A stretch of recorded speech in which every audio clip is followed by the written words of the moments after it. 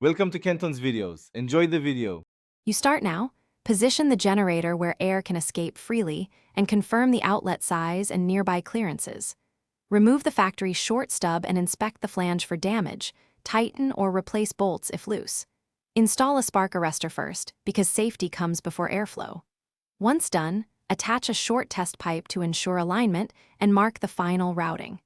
Make sure to keep the exhaust pointing away from windows, vents, and people. This prevents carbon monoxide buildup near occupied spaces. You now continue by building a solid duct run.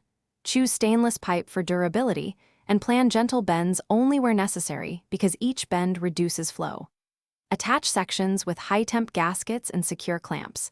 Tight joints prevent leaks and toxic fumes. Once connected, slope the pipe slightly downward toward the outside to shed condensation, and add hangers every 3 to 4 feet to avoid sagging. Make sure to isolate vibration with rubber mounts so the generator's movement won't loosen fittings over time, and check clearances again before finalizing. You finish by fitting an exterior vent cap with a backdraft damper and rain protection. This keeps moisture and animals out.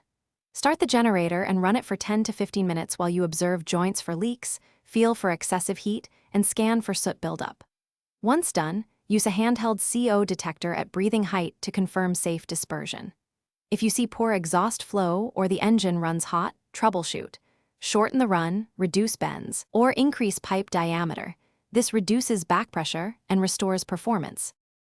Thanks for watching. Consider subscribing if we helped you.